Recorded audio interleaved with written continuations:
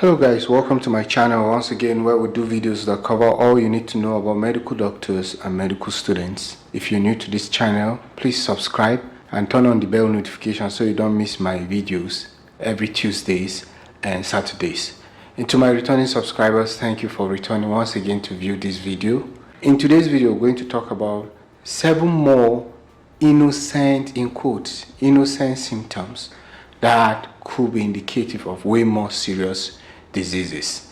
So if you've not watched the previous video, I did a video last week talking about 7 seemingly innocent symptoms that could indicate serious diseases. You can watch it after you've watched this video. And again, I am not doing this to scare anybody. No, I'm doing this to bring awareness or raise awareness about how you should look out for these things and report to the hospital as soon as possible. So as a patient, you don't downplay this, and as a doctor, you don't just downplay it too.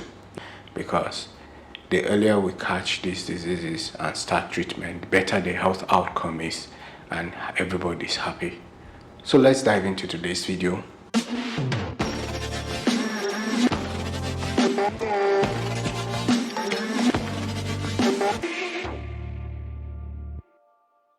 The first is craving for sand or ice blocks.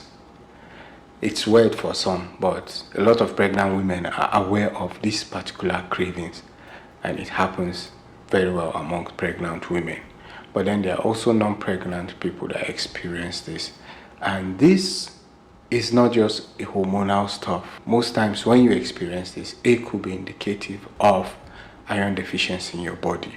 So it causes this kind of craving known as pica, and you should immediately try to see your doctor when you start experiencing this thing so that it be reviewed properly.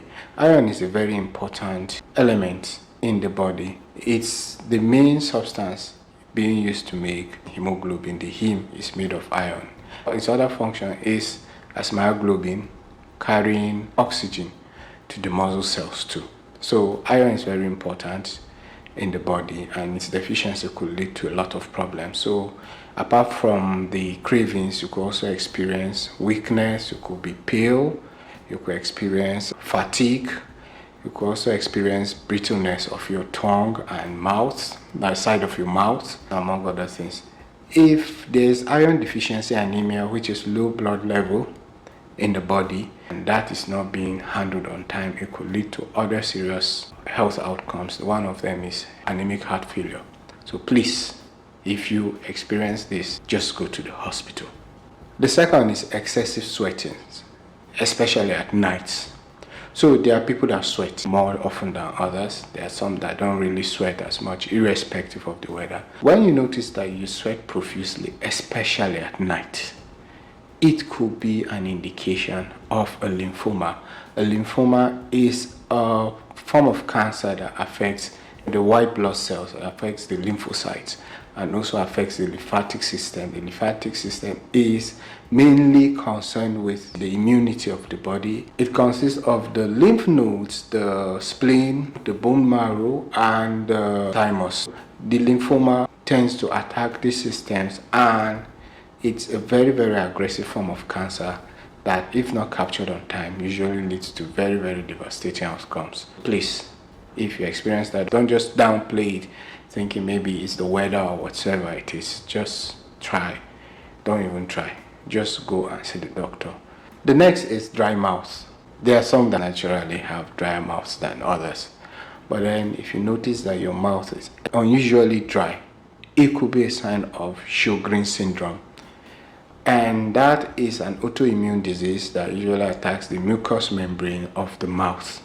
It also is associated with dry eyes. Same thing, it attacks the mucous membranes of the eyes too.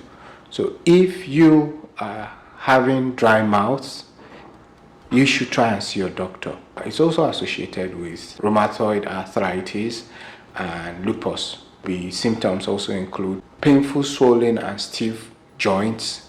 It's also associated with dry skins and rashes, persistent dry cough, loss of weight, among other things too. The next one is urgent and frequent diarrhea. If you notice that you frequently need to go to the toilet to empty your bowel and the stool is watery, it's could be an indication of ulcerative colitis, which is an inflammation of the large intestine, the bowel, we call it the colon, and the rectum. These parts of the intestine store feces. So because they are inflamed, they won't be able to store feces, and as much as possible want to remove the stool from the body. So because it doesn't spend enough time for water to be absorbed and other little minerals, it tends to be very watery. It could lead to a point where these linings of the large intestine, the colon, and the rectum could even form ulcers or even form pustule. So a person with ulcerative colitis, apart from the frequent diarrhea, might notice blood in his or her stool and would also notice pus. It could be there too. Other symptoms include abdominal pain, fatigue, weight loss, loss of appetite, among other things too. The next is swelling of your hands and feet. That usually is not even a good sign at all. I don't think anybody sees his or her limbs being swollen or progressively getting swollen and wouldn't be worried about it. So if you experience that, even if you notice your body swelling, it could be a sign of something very serious. The three commonest causes of swelling of the hands and feet are chronic liver disease, congestive heart failure, and chronic kidney disease. It could be either of them or could be a combination of any of them or even three of them, because one could lead to the other. So please, if you notice your limbs swollen, it's advisable that you see the doctor. Let the doctor see you, examine you properly, investigate you properly, and tell you there's nothing wrong, instead of you telling yourself that there's nothing wrong about that. The next thing in the list is if you notice a darkish discoloration underneath your nails, either your fingernails or your toenails. Don't just quickly dismiss it. It could be indicative of a form of melanoma called the Acral lentiginous melanoma, and it happens commonly among people of darker colors, so more of the Africans and African Americans, and also people of Asian descent too. So if you notice that, please try and see a doctor. This form of melanoma, compared to even the other forms, is very aggressive and could lead to fatal outcomes. Then the last on our list is if you notice progressive loss of smell. Yes, COVID had made a lot of people lose their smell, but it was a temporary stuff and reversed as the person recovered from the illness. However, in this case, the sense of smell gets worse with time. This could be indicative of either Alzheimer's disease or Parkinson's disease. Yes, this disease is way more common among older people and is marked by progressive loss of smell in the affected individual.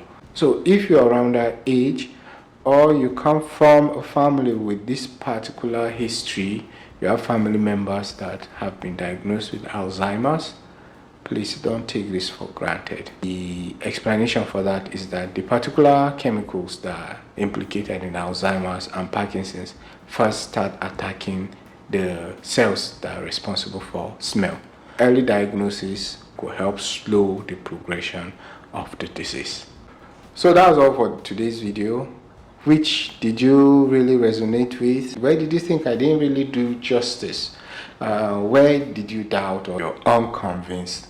Please let me know in the comment section below. Don't forget to like this video, share. If you've not subscribed and you enjoy videos as such, subscribe and turn on your bell notification so you don't miss my new videos which I drop every week. See you in the next video. Thank you.